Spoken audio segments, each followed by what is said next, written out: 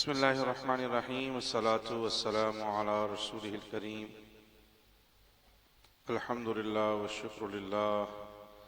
अल्लाह सुब्हानहु व तआला का बेपनाह फजल और एहसान अजीम है। उस रब्बे करीम की बेपनाह इनायात के सदक़े अल्हम्दुलिल्लाह आज हम नवाज़े तरावी में 29 सिपारों की तिलावत का सिलसिला मुकम्मल हो चुका है अल्हम्दुलिल्लाह। और अब एक सिपारे की तिलावत जो है वो बाकी रहती है, जो इंशाअल्लाह अगले 2 दिन में मुकम्मल होगी। अभी वक्त की तेज़ी का आप अंदाज़ा लगाएं कि अभी हम रमज़ान की आमद का इंतज़ार कर रहे थे। अभी हमने पहली तरावी पढ़ी थी और अब हम इख्तितामी मराहिल की तरफ आ गए। तो ये वक्त इसी तेज़ी के साथ जो है वो गुजरता चला जाता है। वक्त किसी के लिए रुकता नहीं है। बस हम अपने मामलात पे गौर व फिक्र करें कि हमने इस वक्त को अपने लिए किस तरह कारआमद बनाया। अगर हम नेकियों के काम कर सके हैं तो बहुत खुशी की बात है, हम अल्लाह का शुक्र अदा करें। और अगर हम ने गफलत में वक्त गुजारा है तो हमें अल्लाह की बारगाह में तौबा और इस्तिग़फ़ार करना चाहिए। 29वें सिपारे का आगाज़ जो है वो सूरह मुल्क से है। अच्छा, इससे पहले हम गुफ्तगू का सिलसिला शुरू करें। एक दोस्त हैं, भी उन्होंने जब मैं आया तो कैंसर के हवाले से दुआ के लिए कहा था। फिर एक पर्ची भी यहाँ पर दुआ के लिए मौजूद थी।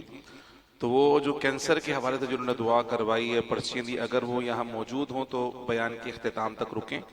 हमारे एक दोस्त हैं, वो उनसे मुलाकात करना चाहते हैं। उम्मीद है कोई अच्छा रास्ता निकल कर आ जाएगा। सूरह मुल्क के मुतालिक प्यारे आका सल्लल्लाहु ताला अलैहि वसल्लम ने इरशाद फरमाया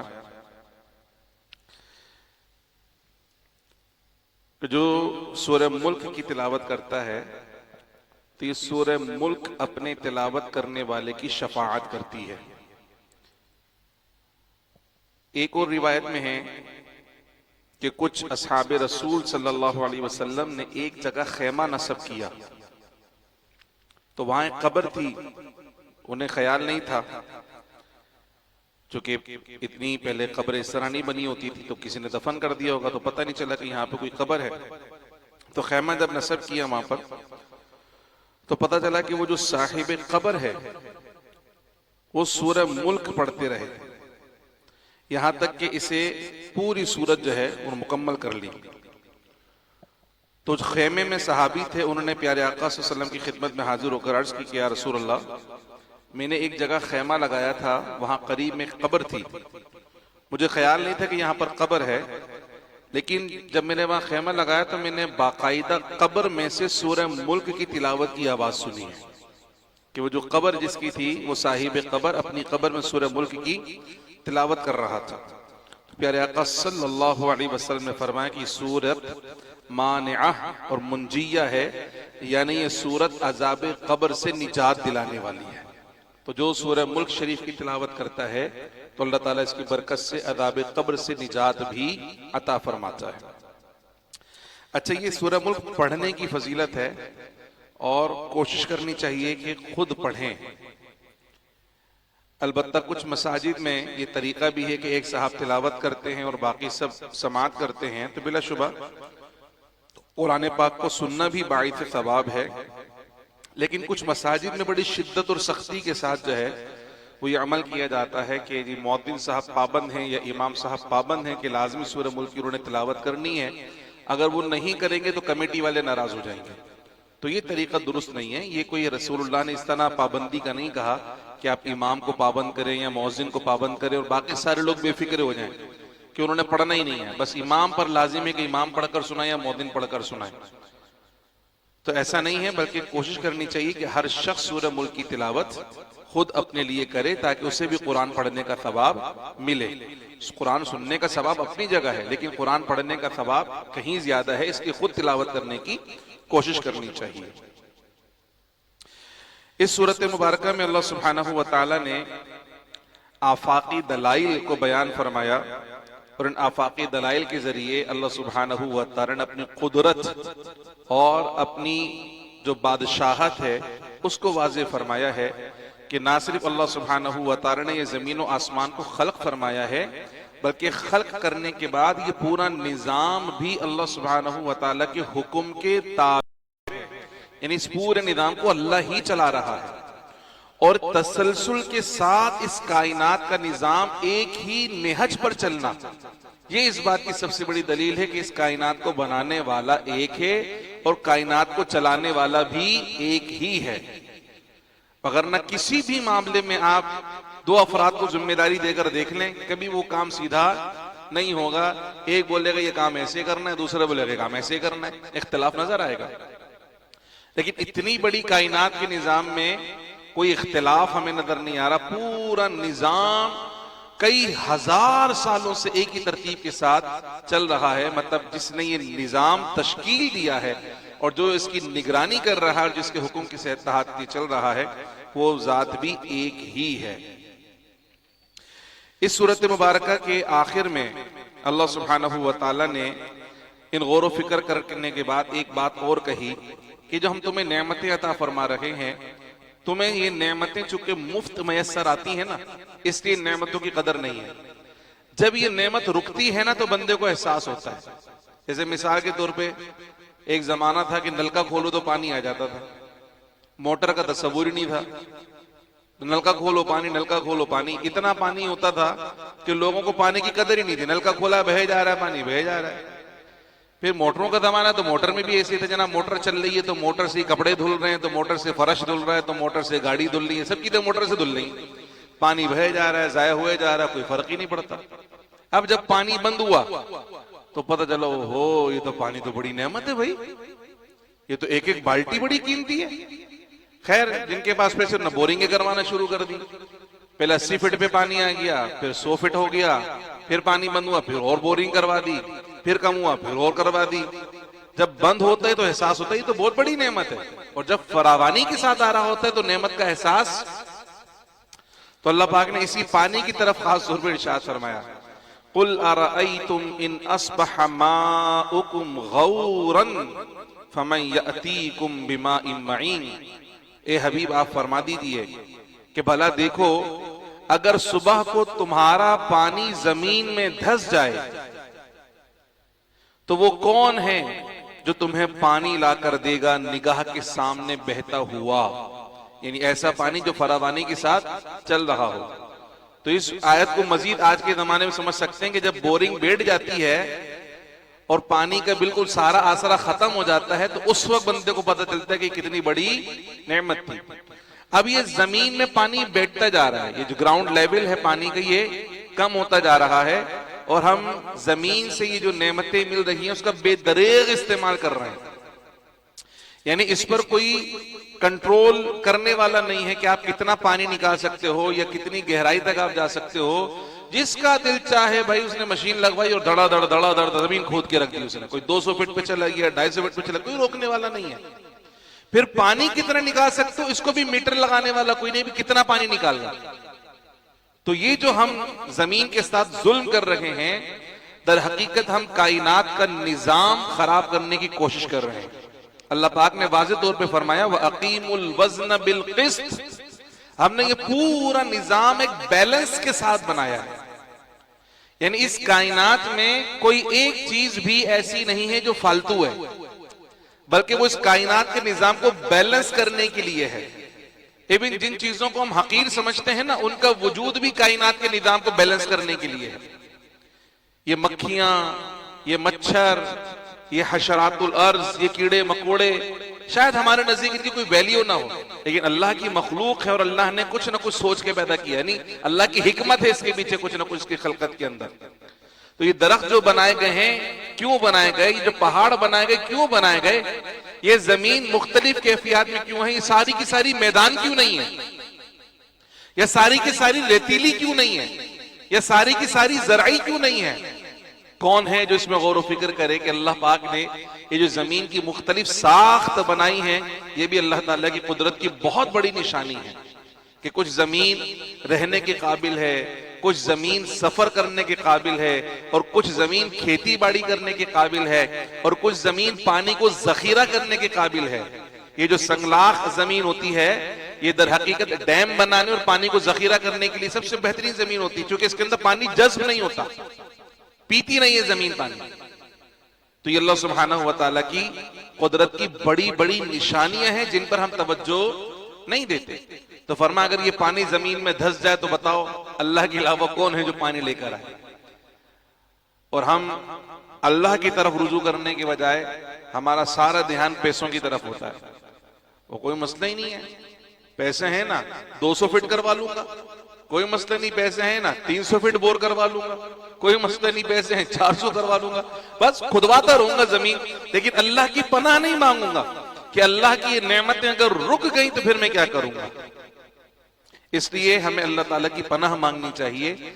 अगर अल्लाह सुब्हानहू व तआला की तरफ से नेमतें रुक गई तो कोई और नहीं है जो हमें ये नेमतें अता कर सके। अल्लाह ताला अपनी नेमतों की फरावानी हम पे जारी हो सारी रखे। दीगर जो सूरतें हैं उन सूरतों में भी अल्लाह सुब्हानहू व तआला ने रोज़े हशर के अहवाल को बयान फरमाया। जैसे सूरह हाक़ा के अंदर अल्लाह पाक ने जो पिछली कौमें हैं उनके अजाब का जिक्र फरमाया, कौम आद का, और फिर बिलखुसूस क़यामत के हवाले से इरशाद फरमाया, जो मैं बार बार आपसे जिक्र कर रहा हूं ना कि हम जो कर रहे हैं लिखा जा रहा है, जो कर रहे हैं लिखा जा रहा है, रजिस्टर तैयार हो रहा है, किताब तैयार हो रही है, सहीफे तैयार हो रहे हैं। तो उसके मुतालिक अल्लाह पाक ने इरशाद फरमाया, फ़अम्मा मन ऊतिया किताबहु बियमीनी फ़यक़ूलु हाउम इक़्रऊ किताबिया, तो वो जिसे अपना नामे आमाल दाएं हाथ में दिया जाएगा तो कहेगा लो मेरा नामे आमाल पढ़ो, इन्नी ज़नन्तु अन्नी मुलाक़िन हिसाबिया, मुझे यकीन था कि मैं अपने हिसाब को पहुंचूंगा। फ़हुव फ़ी ईशतिन रादिया, वो मन माने चैन में है, फ़ी जन्नतिन आलिया, बुलंद बागात में। यानी जिसका नामे आमाल दाएं हाथ में मिल जाएगा तो वो समझेंगे उसकी कामयाबी की जमानत है कि सीधे हाथ में नामे आमाल का मिलना मतलब ये बंदा जन्नती है, अहले जन्नत में से है। वो अम्मा मन ऊतिया किताबहु बिशिमाली, और जिसका नामे आमाल बाएं हाथ में दिया जाएगा, फयक़ूलु या लैतनी लम ऊत किताबिया, वो कहेगा काश मुझे ये मेरा नामे आमाल दिया ही नहीं जाता, वलम अदरी मा हिसाबिया, और मैं नहीं जानता था कि मेरा हिसाब क्या है, या लैतहा कानतिल क़ादिया, हाय किसी तरह मौत ही किस्सा चुका जाती, मा अगना अन्नी मालिया, कि कुछ काम न आया मेरा माल, और मेरा जितना जोर था वो सारा का सारा चला गया, सारी ताकत कुव्वत सब चली गई, अल्लाह के अजाब से मुझे कोई बचाने वाला नहीं है। तो जब बंदा ये गुमान करते ना कि मेरा कोई हिसाब किताब ही नहीं होना, कौन पूछेगा, तो फिर वो इसी तरह बदमाश बन जाता है। तो जो ये सोचता है कि कौन पूछेगा, मेरा कौन हिसाब लेगा, मैं इतना बड़ा आदमी हूं, अच्छा मुझ पे कौन हाथ डालेगा, तो कयामत में पता चलेगा, रोज़े कयामत पता चलेगा। जिसे ये गुमान है कि उसका कोई हिसाब नहीं लेगा, तो अल्लाह पाक फरमा रहा उसका हिसाब परवरदिगार लेगा फिर, और फिर उस दिन जो हिसाब व किताब होगा उस दिन पछताने का कोई फायदा नहीं होगा। कुरान मजीद फुरकान हमीद के लिए अल्लाह पाक ने फरमाया कि कुफ्फार कहते थे कि ये किसी शायर की बातें हैं या किसी काहिन की बातें हैं। फरमा नहीं, ना ये शायर की बातें हैं, ना ये काहिन की बातें हैं, बल्कि ये रसूल करीम की बातें हैं। इन्नहु लक़ौलु रसूल करीम, बेशक ये कुरान एक करम वाले रसूल सल्लल्लाहु अलैहि वसल्लम से बातें हैं जो अल्लाह सुब्हानहू व तआला की तरफ से नाजिल करता है। सूरह मारिज के अंदर भी अल्लाह पाक ने रोज़े क़यामत की होलनाकियों को बयान फरमाया, और इस सूरत में अल्लाह पाक ने फरमाया कि क़यामत का दिन 50,000 साल पर मबनी होगा। 50,000 साल। अभी कौन सा सन चल रहा है? ईस्वी 2026। अभी 50,000 साल तो इसको भी नहीं हुए, ये ईस्वी सन के हिसाब से 2026 चल रहा। अंदाजा लगाए 50,000 साल कितना बड़ा दिन होगा। और सरकार ने फरमाया कि फिर उस दिन गुनाहगार अपने पसीने में डुबकियां लगा रहे होंगे, बरहना लिबास होंगे, लेकिन जो अहले ईमान है उन पे खास करम नवाजी होगी, जो मुत्तकीन है उन पे खास करम नवाजी होगी। फरमाया कि जो मुत्तकीन है उनमें से बाज ऐसे होंगे जिनके लिए 50,000 साल का दिन ऐसे गुजर जाएगा जैसे 2 रकात नफिल पढ़ने में वक्त लगता है, उन्हें पता भी नहीं चलेगा। लेकिन किसके लिए? जो मुत्तकीन हैं, जो तकवा इख्तियार करते हैं, और जो रब से नहीं डरते, उस दिन उन्हें पता चलेगा कि फिर रब की जो सिफत जब्बार और सिफत क़हार है उसके सामने कोई दम मारने वाला नहीं होगा। सूरह नूह में अल्लाह पाक ने सय्यदना नूह अलैहिस्सलाम का जिक्र फरमाया, उनकी कौम का जिक्र फरमाया, उसकी बदआमालियों का जिक्र फरमाया, और फिर एक तालीम जो सैयदना नूह अलैहिस्सलाम ने अपनी उम्मत को दी और हुजूर की बरकत से हमें मिली है, वो ये है कि इस्तिगफार की कसरत करनी चाहिए। इस्तिगफार या अस्तगफार नहीं होता, ये इस्तिगफार होता है, ये मस्दर है इस्तिगफार। और जब इसको पढ़ेंगे तो अस्तगफिरुल्लाह कम से कम इतना पढ़ना चाहिए, तो ये इस्तिगफार कहलाएगा। अस्तगफिरुल्लाह, मैं अल्लाह की बारगाह में तौबा करता हूँ। अस्तगफिरुल्लाह, मैं अल्लाह की बारगाह में अपने गुनाहों की माफी तलब करता हूँ। इससे ज्यादा अस्तगफिरुल्लाह रब्बी, मैं अल्लाह की बारगाह में गुनाहों की माफी तलब करता हूँ जो मेरा रब है। अस्तगफिरुल्लाह रब्बी मिन कुल्ली ज़ंबिन व अतूबु इलैहि, या अस्तगफिरुल्लाह अल-अज़ीम ला इलाहा इल्ला हुवल हय्युल क़य्यूम व अतूबु इलैहि। नहीं तो कम से कम अस्तगफिरुल्लाह इतना तो कम से कम पढ़ना चाहिए।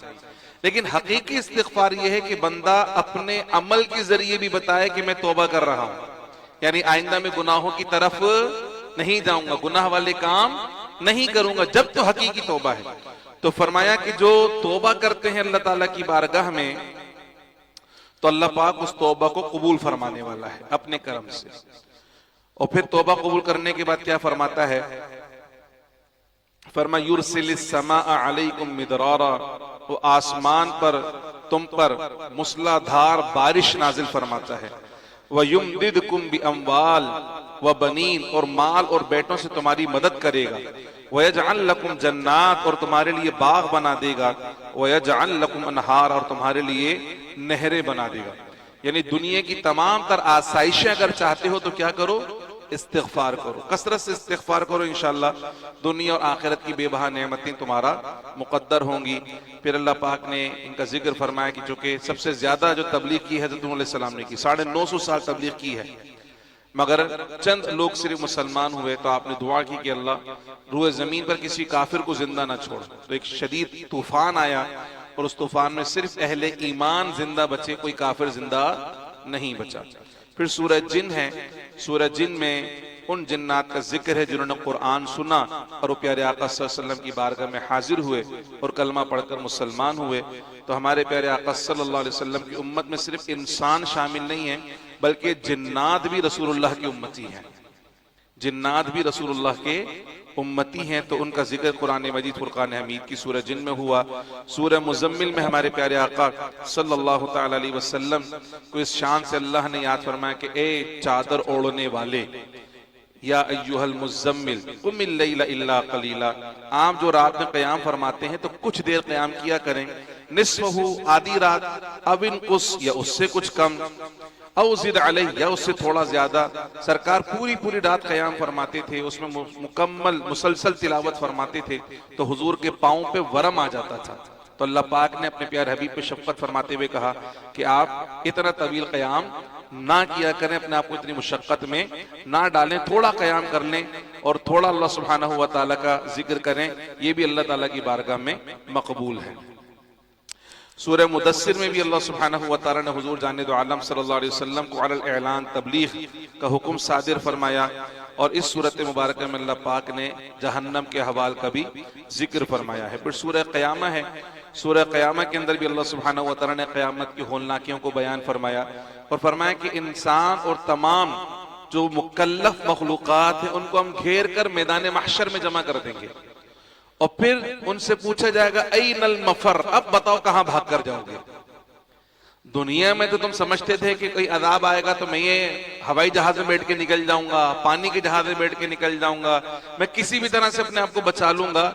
लेकिन आज जब अल्लाह की गिरफ्त का दिन है, आज जो रोदे जदा का दिन है, यहां से कोई भागने की जगह है तो बचाओ।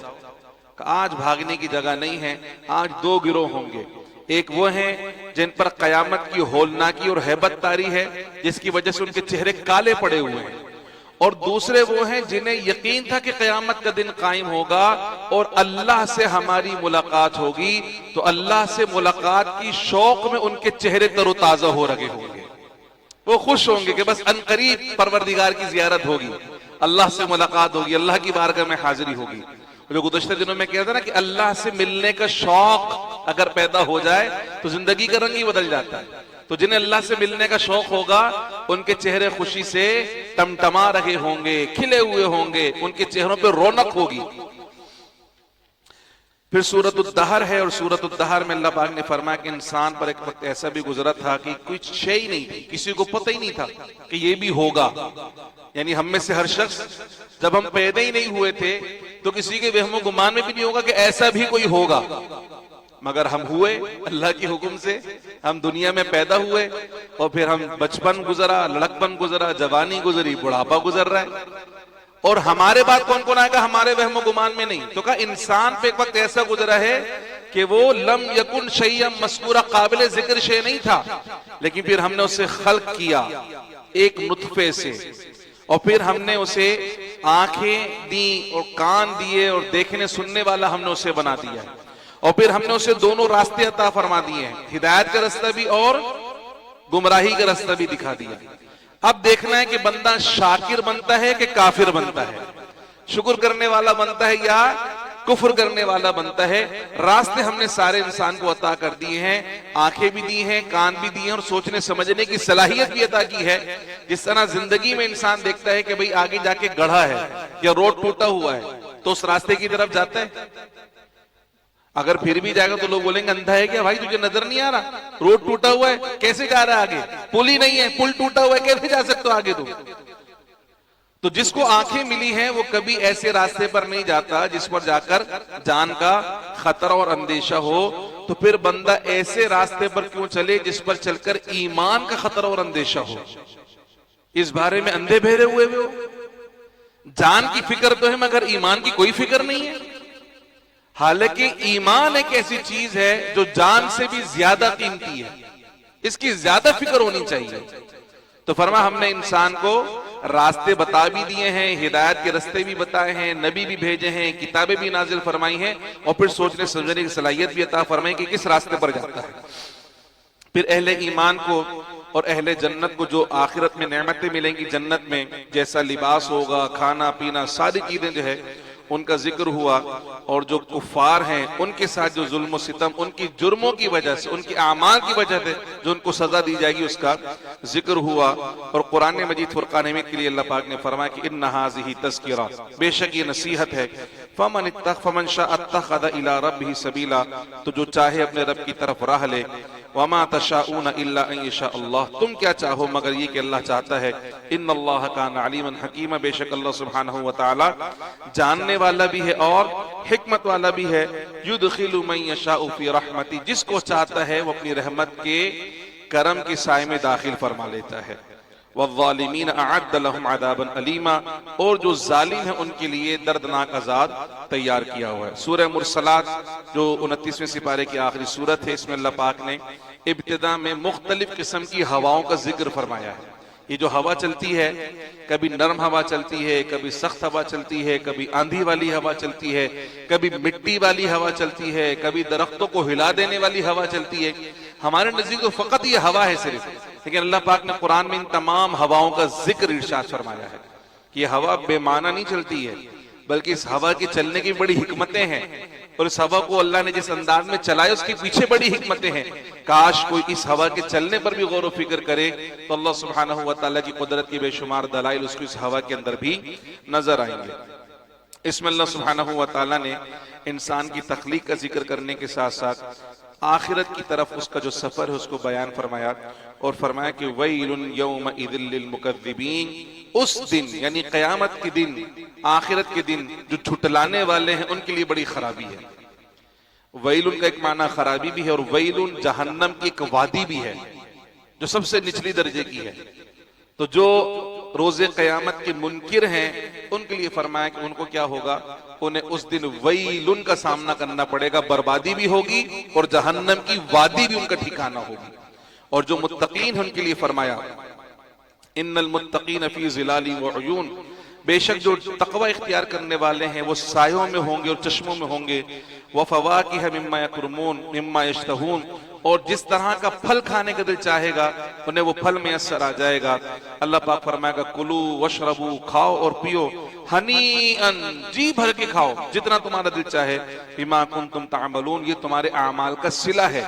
तुमने जिंदगी अल्लाह की मर्जी के मुताबिक गुजारी, अल्लाह आखिरत में तुम्हारी मनचाही नेमतें तुम्हें अता फरमाएगा। इन्ना कज़ालिक नज़्ज़िल मुहसिनीन, बेशक इसी तरह हम नेकोकारों को जजा दिया करते हैं। वैलुन यौमइज़िल लिलमुकद्दिबीन, लेकिन जो झुटलाने वाले हैं उन्हें आखिरत में वैलुन का, बर्बादी का सामना करना पड़ेगा। फिर अल्लाह पाक ने फरमाया जो मुजरिमीन हैं तुम इनको देखते हो, कुफ्फार खा रहे हैं, पी रहे हैं, मौज मस्ती कर रहे हैं, खूब अय्याशियां कर रहे हैं, खूब पैसों की फरामानी उनके पास। फरमाया धोखे में नहीं आना। कुलू व तमत्तउ कलीलन इन्नकुम मुजरिमून, खाओ और पियो, लेकिन दुनिया में जितना भी तुम खाओ पियो वो कलील है, थोड़ा है, आखिर एक दिन खत्म होने वाला है। ये सारी नेमतें, ये सारी लज्जतें खत्म होने वाली हैं। असल नेमतें तो आखिरत की नेमत है जो कभी खत्म होने वाली नहीं है। फ़इज़ा क़ील लहुम इरकऊ ला यरकऊन, उन लोगों की खराबी बयान की जा रही है जो नमाजें नहीं पढ़ते। का जब उनसे कहा जाता कि रुकू करो, यानी नमाजें पढ़ो, ला यरकऊन, तो वो रुकू नहीं करते, यानी वो नमाजें नहीं पढ़ते, तो उनको भी आखिरत में दोज़ख का अज़ाब भुगतना पड़ेगा। तो ये जो नाफरमानी वाली कैफियत है ना, ये ना समझे बंदा कि यहां पर मेरी कोई गिरफ्त नहीं हो रही तो बस सारा मामला सीधा है। ये सबसे खतरनाक बात है। अगर यहां गिरफ्त नहीं हो रही ना, इसका मतलब आखिरत बड़ी सख्त गिरफ्त होने वाली है। और यहां किसी तकलीफ के अंदर बंदा मुब्तला होगी तो समझो जो आखिरत का वबाल है, इस तकलीफ की वजह से गुनाहों का जो बोझ है वो आहिस्ता आहिस्ता कम हो रहा है। सरकार ने फरमाया कि मोमिन को तकलीफ पहुंचती है ना, उसके गुनाह माफ हो जाते हैं। बीमार होता है तो गुनाह झड़ते हैं उसके, तकलीफ में होता है तो गुनाह उसके झड़ते हैं। और जिससे कोई तकलीफ नहीं हो रही और वो सारा दिन और सारी जिंदगी वो अल्लाह की नाफरमानी में गुजार रहा है और कोई तकलीफ नहीं हो रही, तो इसका ये मतलब नहीं अल्लाह उससे राजी है। इसका मतलब है कि आखिरत की गिरफ्त बड़ी सख्त होने वाली है। दुनिया में अल्लाह उससे गुनाहों का बोझ खत्म करना ही नहीं चाहता। अल्लाह पाक चाहता है कि सारा बोझ आखिरत वाले दिन इसको उठाना पड़े। इसलिए कोई नाफरमान शख्स बहुत खुशहाली की जिंदगी गुजार रहा, तो उसको देखकर रश्क नहीं करना चाहिए। जैसे कि कारून के किस्से में बताया था कि कारून को भी देख के लोग रश्क करते थे, इतना माल, इतनी दौलत, लेकिन जब वो धस गया तो वो अल्लाह की पनाह मांगी कि नहीं, हमें ऐसी दौलत नहीं चाहिए जो अल्लाह के अजाब का हकदार बना दे। तो इसलिए किसी नाफरमान को अय्याशी करता हुआ देखो, गाड़ियां देखो, बंगले देखो, घूमते फिरते देखो, तो उस पर रश्क करने की जरूरत नहीं है, बल्कि अल्लाह की पनाह मांगो, उससे अल्लाह की पनाह मांगो कि अल्लाह सुब्हानहू व तआला ने इतनी ढील दे दी है उससे कि दुनिया में गुनाहों का बोझ खत्म ही नहीं होगा उससे, और वो मजीद बोझ अपने ऊपर लादता रहेगा इस खुशफहमी में कि मुझे तो कुछ हो ही नहीं रहा, कोई पूछने वाला नहीं है। और जिसे तकलीफ पहुंचती है वो अल्लाह का शुक्र अदा करे कि पता नहीं मैंने कौन सा ऐसा गुनाह किया था, गुनाह करके भूल गया, मैंने तौबा नहीं की, इस तकलीफ के सबब अल्लाह ने उस गुनाह से मुझे खुलासी अता फरमा दी। अच्छा, ये सवाल है, ताक रात को जो सदका निकालते हैं वो सदक़े के पैसे अपने पास रख सकते हैं कि 21 से 29 रात का सदका जमा करके एक साथ दे सकते हैं ताकि पैसे ज्यादा जमा हो जाएं? देखें, ये जो ताक रात का सदका है, ये कोई शरीयत में इसका कोई खास हुक्म नहीं कि ताक रात में कोई खास सदका निकालना चाहिए। अलबत्ता सदका करना वैसे भी इबादत है। कोई ताक रात में निकालता है इस नियत से कि जैसे अल्लाह पाक ने फरमाया कि इस दिन ये 1000 महीनों से बेहतर है तो ज्यादा सवाब मिलेगा, तो बहुत अच्छी बात है। कोशिश ये करें कि जो सदका निकाला वो उसी वक्त अदा कर दें, क्योंकि जिंदगी का भरोसा नहीं है कि दूसरी ताक रात मिलेगी नहीं मिलेगी, तीसरी मिलेगी नहीं मिलेगी, चौथी मिलेगी नहीं मिलेगी। तो जिस वक्त नेकी का मौका मिला फौरन अदा कर दें, जमा करने की जरूरत नहीं है, क्योंकि किसी को नहीं पता कि हमें अगली ताक रातें मैसर आएंगी के, तो अभी जो मौका मिल गया वो अदा कर दें। लाजमी नहीं कि बहुत बड़ी रकम हो कि जी जमा होगी तो फिर लोगों के काम आए, नहीं। अगर 1 रुपया भी किसी के काम आ सकता है और अल्लाह की राह में आप निकाल रहे हैं तो 1 रुपया भी बहुत है, क्योंकि अल्लाह की राह में आप निकाल रहे हैं, बंदों के लिए नहीं निकाल रहे। तो जितनी भी इस्तिताअत है वो सदका उसी वक्त निकाल कर फौरन से फकीर को मालिक बना दें तो ज्यादा बेहतर कर दें।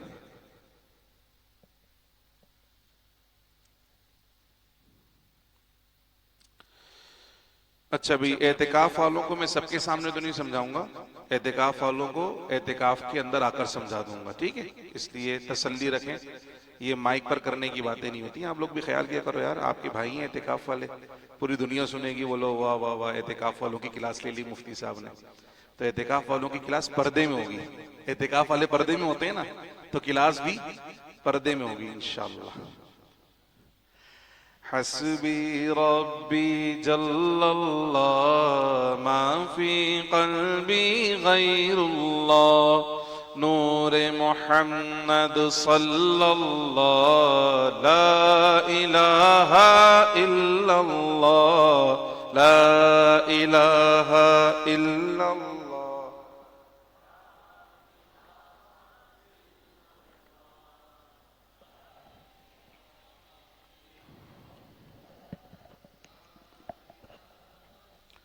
अव्वल आखिर है अल्लाह, ज़ाहिर बातिन है अल्लाह, हाफिज़ नासिर है अल्लाह, ला इलाहा इल्लल्लाह ला इलाहा इल्लल्लाह ला इलाहा इल्लल्लाह ला इलाहा इल्लल्लाह ला इलाहा इल्लल्लाह ला इलाहा इल्लल्लाह ला इलाहा। खुल जाए दर जन्नत के, दोज़ख की सब आग बुझे, दिल से कोई एक बार कहे ला इलाहा इल्लल्लाह ला इलाहा इल्लल्लाह ला इलाहा। अर्ज़ गुलाम फ़कीर है अब, दाखिल रहमत हो हम सब, ज़िक्र कबूल हो ये या रब, ला इलाहा इल्लल्लाह ला इलाहा इल्लल्लाह ला इलाहा इल्लल्लाह ला इलाहा इल्लल्लाह मुहम्मदुर रसूलुल्लाह। आमीन। अल्हम्दुलिल्लाहि रब्बिल आलमीन वस्सलातु वस्सलामु अला रसूलिहिल करीम। अल्लाहुम्मा रब्बना तक़ब्बल मिन्ना इन्नका अंतस समीउल अलीम व तुब अलैना या मौलाना इन्नका अंतत तव्वाबुर रहीम। अल्लाहुम्मा रब्बना ज़लमना अनफुसना व इन लम तग़फिर लना व तरहमना लनकूनन्ना मिनल ख़ासिरीन। समिअना व अतअना ग़ुफ़रानक रब्बना व इलैकल मसीर। व सल्लल्लाहु तआला अला खैरि ख़ल्क़ि सय्यिदिना मौलाना मुहम्मदिन व अला आलिहि व अस्हाबिहि अजमईन बिरहमतिका या अरहमर राहिमीन।